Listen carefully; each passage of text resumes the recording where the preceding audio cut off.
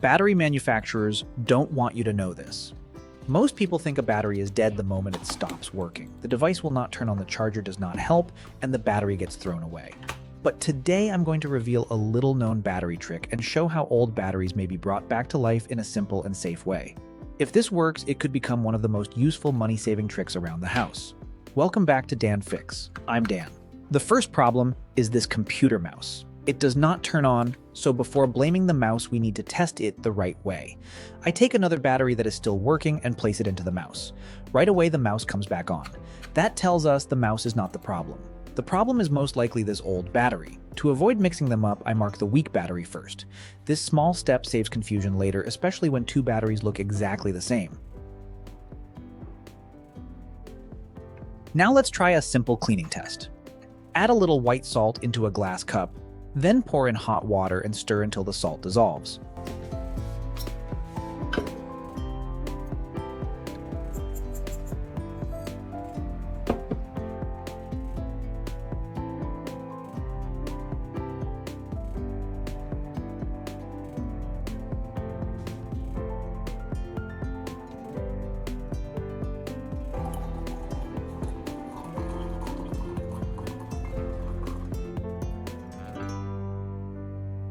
Next, prepare a spoon and a magnet.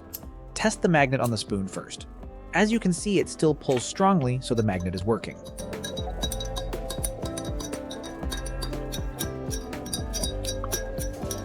Now, place the magnet into the salt water, then place the old battery in the same cup. We'll let it sit for about 15 minutes. This step does not create a brand new battery. The salt water and magnet do not magically recharge the cell. The goal here is to loosen dirt oxidation and build up around the outside contact points. Salt water can help soften grime, but it can also cause corrosion if it stays on the metal too long. That is why this step must be short and the battery must be dried completely afterward. Never do this with a battery that is leaking, swollen, cracked, hot, or smells strange. If you see any of those signs, recycle the battery safely and do not try to save it. Take your time here. Any salt water left on the battery can keep eating into the metal and may damage the device later. Next, spray a very small amount of WD-40 on the outside of the battery terminals. WD-40 helps push away moisture, but it is not a battery charger. Wipe off the extra liquid. Do not let WD-40 drip into the mouse and keep it away from fire sparks or anything plugged in. Now use fine sandpaper to clean both ends of the battery. The goal is not to grind deep into the metal. We only want to remove the dirty surface layer so the battery can make better contact.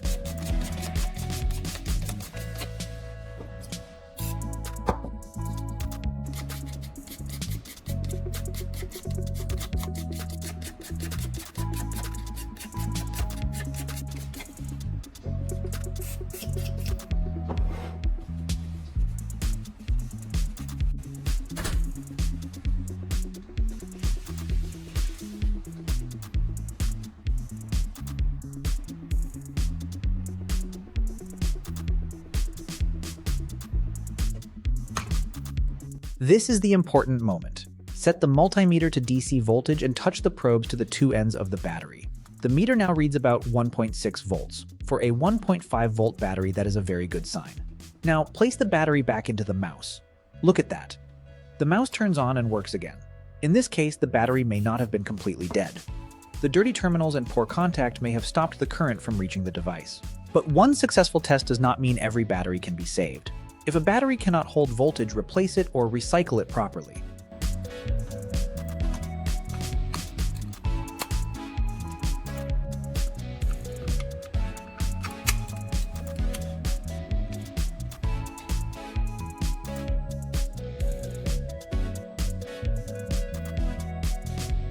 Now let's try a second device. This small clock has stopped working. First, remove the old battery and test the clock with another good battery.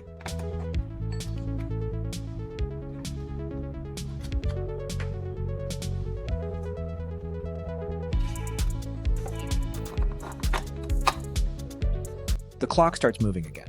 So the clock is fine and the old battery is the part we need to inspect. When I measure this old battery, the multimeter shows almost no useful voltage. That means this one is much weaker than the first battery. Here is where we need to be very careful. If this is a disposable alkaline battery, do not recharge it with a phone charger at home. Disposable batteries can heat up, leak, swell, or burst if forced to charge. The safer choice is always to replace it or use a proper rechargeable battery with the correct charger. The old phone cable is already damaged, so the end is opened to expose the two wires.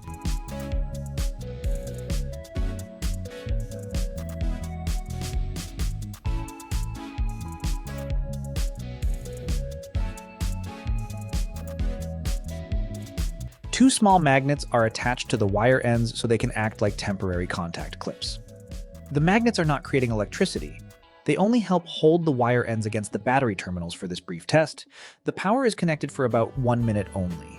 Do not leave a battery like this unattended. If it gets warm, leaks, smells strange, swells, or makes any noise, stop immediately. In this video, I'm showing a very short controlled bench test, not a method I recommend for everyday use. The charging time must be extremely short and the battery must be watched the whole time.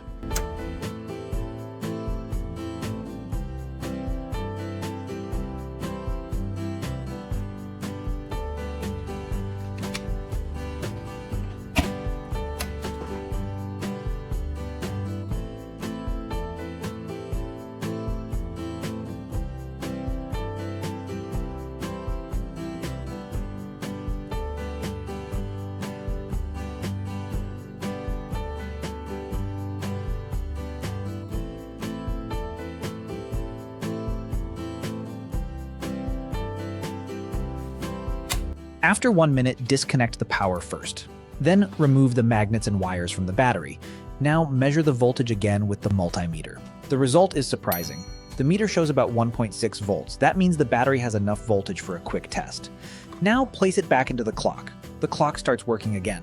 So in this video, both devices came back to life after testing, cleaning, and checking the batteries carefully.